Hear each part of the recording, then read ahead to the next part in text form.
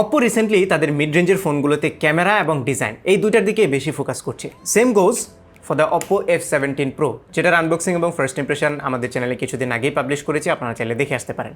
এবং এই ফোনটি গত কয়েকদিন আমি আমার ডেইলি ড্রাইভার হিসেবে ইউজ করেছি। ইউজ করার পরে আমার যে অভিজ্ঞতা হয়েছে এই ফোনটি সেটি শেয়ার করব। পাশাপাশি এই ফোনের যে দাম মানে 27,990 টাকা, এটা এই ফোনের জন্য কতটুকু অ্যাপ্রোপ্রিয়েট এবং কারা এই ফোনটি কিনবেন বা কাদের জন্য অতটা ভালো হবে না, এই বিষয়গুলো নিয়ে বিস্তারিত আলোচনা করব।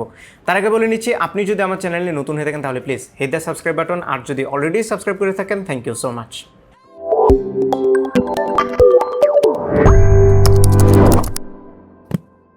মূল ভিডিওতে যাওয়ার আগে একটা বিষয় একটু ক্লারিফাই করে নিই। যারা ভিডিওতে কমেন্ট করেন আমি তাদের কাছে একটা রিকোয়েস্ট করব, প্লিজ আপনারা পুরো ভিডিওটি দেখার পরে কমেন্ট করবেন, কারণ মূলত আমরা ভিডিও শেষে গিয়ে ফোনের ভালো মন্দ দিকগুলো অ্যানালাইসিস করি এবং আমার একটা ওপিনিয়ন দেই সেই ফোন সম্পর্কে। যদি পুরো ভিডিওটি না দেখেন তাহলে হয়তো একটা পার্ট দেখে সেটি নিয়েই আপনারা জাজমেন্ট করে ফেলবেন এবং ভিডিওতে যে কমেন্টটি করবেন সেটা হয়তো বা র্যাশনাল হবে না। সো আমি আপনাদেরকে বলবো আমার পুরো ভিডিওটি দেখে আমার ওপিনিয়নটি শুনবেন এবং সেই ওপিনিয়নের সাথে যদি আপনাদের কোনো দ্বিমত থাকে তাহলে প্লিজ সেটা কনস্ট্রাকটিভ ওয়েতে গুছিয়ে লিখে বলবেন, so that I can understand, যেন অন্যরাও বুঝতে পারে।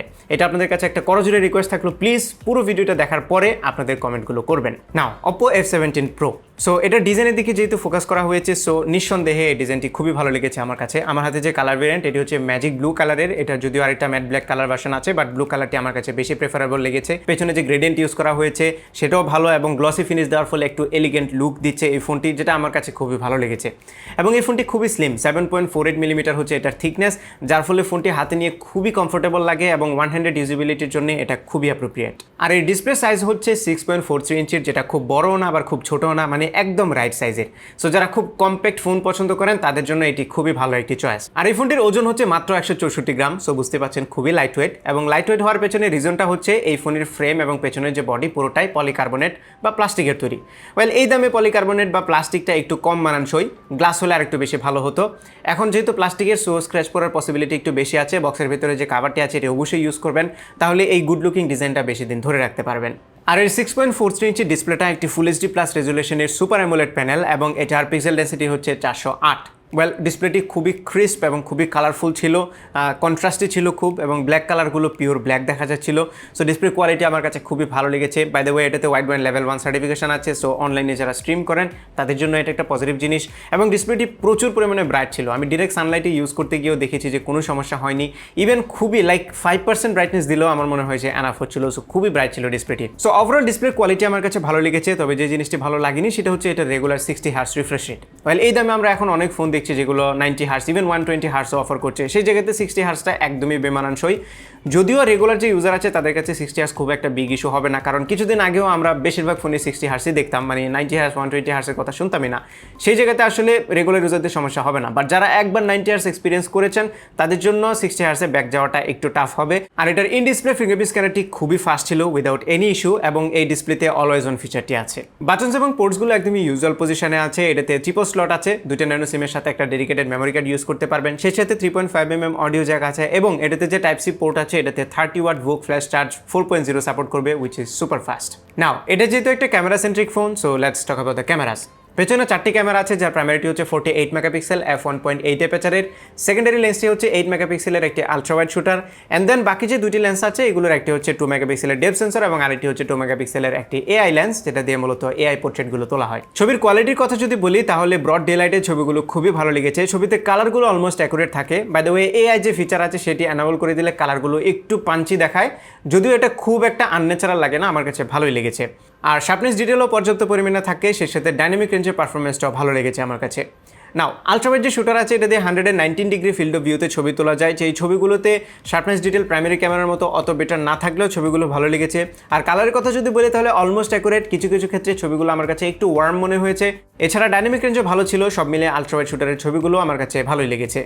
নাও পোর্ট্রেট মোডে এটাতে বেশ কিছু ফিচার্স আছে, for example AI colour portrait, যেটা দিয়ে ব্যাকগ্রাউন্ডটাকে ব্ল্যাক অ্যান্ড হোয়াইট করে সামনের মানে সাবজেক্টটাকে কালার করে ছবি তোলা যায়, যেটা খুবই ভালো, মানে আউট অফ দ্য ফোন এরকম ইমেজ কোয়ালিটি আসলে অ্যাপ্রিসিয়েট করার মতো, একদমই ফুললি সোশ্যাল মিডিয়া রেডি। এছাড়াও এটাতে এআই নাইট ফ্লেয়ার মোড আছে, যেটা দিয়ে পোর্ট্রেট শট তুললে পেছনে যে বোকেগুলো সেগুলো খুবই বোল্ড আসে, এবং আমার কাছে স্টাইলটি খুবই ভালো লেগেছে। এছাড়া রেগুলার পোর্ট্রেট শটগুলো আমার কাছে ভালো লেগেছে, এজ ডিটেকশন অলমোস্ট অ্যাকুরেট ছিল, ব্যাকগ্রাউন্ড ব্লারিনেসটাও মোটামুটি ন্যাচারাল। ভিডিওতে এই ফোনটিতে আপনারা 4K 30 FPS এর অপশন পাবেন, পাশাপাশি 1080 তেও রেকর্ড করতে পারবেন 30 FPS এ। স্লো মোশন যদিও 120 FPS এ করতে পারবেন, বাট 60 FPS এর কোনো অপশন নেই, যেটা একটা বামার। বাট এটাতে EIS আছে, যার ফলে বেশ স্টেবল ভিডিও রেকর্ড করতে পারবেন। ভিডিও কোয়ালিটি আমার কাছে ভালো লেগেছে। Moving on to the front camera. সামনে ক্যামেরা কাটআউটে দুইটা ক্যামেরা আছে, যার প্রাইমারিটি 16 মেগাপিক্সেলের আর সেকেন্ডারিটি হচ্ছে 2 মেগাপিক্সেলের একটি ডেপথ সেন্সর। প্রথমেই ডিসপ্লে কাটআউটে দুইটা ক্যামেরা রাখার ফলে ডিসপ্লের ভিউইং এক্সপিরিয়েন্সে কিছুটা হ্যাম্পার হচ্ছে, এবং এই যে 2 মেগাপিক্সেলের ডেপথ সেন্সরটি আছে সেটি খুব একটা কাজ করে বলে আমার মনে হয় না। সো শুরুতেই আমরা পোর্ট্রেট শটগুলো নিয়ে কথা বলি। পোর্ট্রেট শটে এজ ডিরেকশনটা আমার কাছে কিন্তু অ্যাকুরেট মনে হয়নি, মাঝে মধ্যে একটু প্রবলেম করছিল।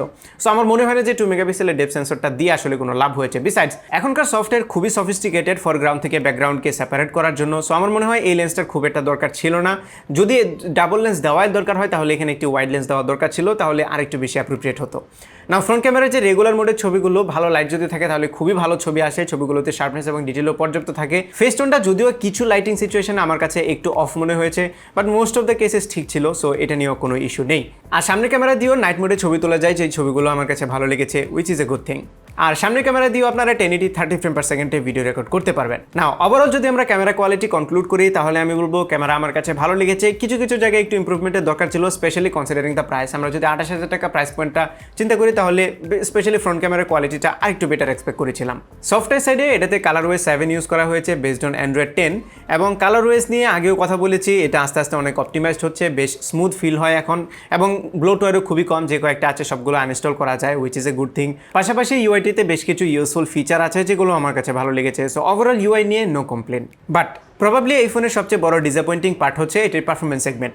এটিতে 8GB র্যাম ইউজ করা হয়েছে, উইচ ইজ নাইস, এবং এটার ইন্টারনাল স্টোরেজ হচ্ছে 128GB UFS 2.1, which is very nice. But এটাতে যে চিপসেট ইউজ করা হয়েছে সেটা হচ্ছে MediaTek Helio P95, which is not very nice. এবং এটার অক্টাকোরের একটি চিপ Cortex A75 এবং Cortex A55 বেসড, যেটা 12 ন্যানোমিটার থ্রেডে বিল্ড করা। নাও এই দামের একটি ফোন থেকে আসলে ফার মোর বেটার চিপসেট আমরা এক্সপেক্ট করতে পারি। এই দামে আসলে এই চিপসেটটি একদমই মানানসই না। নাও Helio P95 কি খারাপ প্রসেসর? অবশ্যই না, কিন্তু দামের তুলনায় এটা একদমই জাস্টিফাইড না। এই প্রসেসরের যে ডে টু ডে পারফরমেন্স আছে সেটা খুবই ভালো, মানে এই প্রসেসরটি ডে টু ডে যে কোনো টাস্ক হ্যান্ডেল করার জন্য মোর দেন এনাফ, এবং এটার ফাস্ট স্টোরেজ পাশাপাশি বড় র্যামের ফলে মাল্টিটাস্কিং এক্সপিরিয়েন্সও খুবই ভালো ছিল। উইদাউট এনি ইস্যু আমি খুবই স্ন্যাপি ফিল পাচ্ছিলাম ডে টু ডে সবগুলো টাস্কে।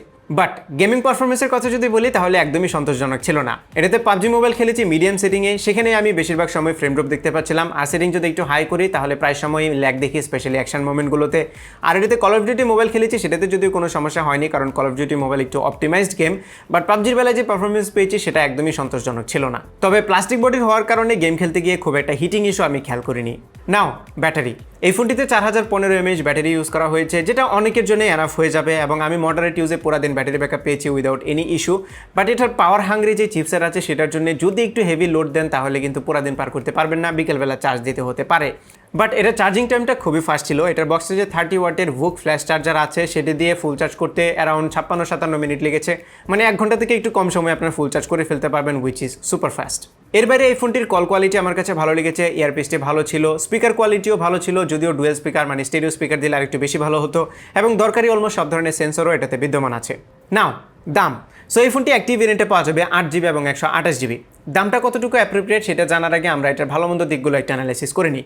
সো যে জিনিসগুলো ভালো লেগেছে সেগুলোর মধ্যে প্রথমটি হচ্ছে এর ডিজাইনটি খুবই এক্সিলেন্ট, খুবই কমফোর্টেবল এবং গুড লুকিং একটি ফোন, এটা ভালো লেগেছে। পাশাপাশি 90 হার্টসের ব্যাপারটা সাইডে রাখলে ডিসপ্লে কোয়ালিটি খুবই ভালো এবং ক্যামেরাটিও খুবই ভালো। এগুলো হচ্ছে পজিটিভ জিনিস। আর যে জিনিসগুলো ভালো লাগেনি তার মধ্যে প্রথমটি হচ্ছে এটা বিল্ড ম্যাটেরিয়াল, প্লাস্টিকের তৈরি একটি ফোন, এবং এখানে ম্যাটেরিয়াল কস্ট যেটা সেভ করা হয়েছে সেটা আমার সেকেন্ড যে জিনিসটি ভালো লাগেনি সেটা হচ্ছে এটা চিপসেট। সেখানে যদি ইনভেস্ট করা হতো, মানে আরেকটু বেটার একটা চিপসেট যদি দেওয়া হতো তাহলে এটা নির্দ্বিধায় রিকমেন্ড করা যেত। এখন গেমিং পারফরমেন্স নিয়ে এটা একদমই স্যাটিসফাইড না, যদিও ডে টু ডে পারফরমেন্সে কোনো সমস্যা হয় না। থার্ড যে জিনিসটা ইম্প্রুভ করা যেত সেটা হচ্ছে এটা ডিসপ্লেতে একটি higher refresh rate panel use করা যেত, মানে 90 হার্টসের রিফ্রেশ রেট যদি দেওয়া হতো তাহলে খুবই ভালো হতো। নাও আমি যে ইম্প্রুভমেন্টের কথা বললাম সেগুলো যদি দেওয়া হতো তাহলে এই প্রাইসটা জাস্টিফাইড ছিল। বাট এখন যে স্টেটে আছে, এখন যে স্পেসিফিকেশন আছে, এই স্পেসিফিকেশনের দামটা একটু বেশি মনে হয়েছে আমার কাছে। দামটা যদি অ্যারাউন্ড 25,000 হতো তাহলে একটু বেশি অ্যাপ্রোপ্রিয়েট হতো। সো এই স্পেসিফিকেশনে আসলে দামটা কতটুকু হলে যৌক্তিক হতো বলে আপনারা মনে করেন এটা প্লিজ কমেন্টে জানিয়ে দেবেন। আর এই ফোনটি কিনবেন কি কিনবেন না সেই ডিসিশনটা কমপ্লিটলি আপনার উপর। পুরো ভিডিওটি একবার একটু দেখুন আবার এবং অ্যানালাইসিস করুন কোন জিনিসগুলো আপনার একদমই না হলেই না, কোন জিনিসগুলো না থাকলেও কোনো সমস্যা নেই। এই বিষয়গুলো অ্যানালাইসিস করে এই ডিসিশনটা আপনি নিজেই নিয়ে নিতে পারবেন। সো এই ছিল আমাদের আজকের ভিডিও। আশা করি ভিডিওটা আপনাদের ভালো লেগেছে। যদি ভালো লেগে থাকে তাহলে ভিডিওতে একটা লাইক দেবেন, কমেন্ট করে জানাবেন কেমন লাগলো। আপনার ফ্রেন্ডদের সাথে শেয়ার করতে একদমই ভুলবেন না। আর আমার চ্যানেলে সাবস্ক্রাইব তো মাস্ট। দেখা হবে পরবর্তী ভিডিওতে। Till then take care, tata.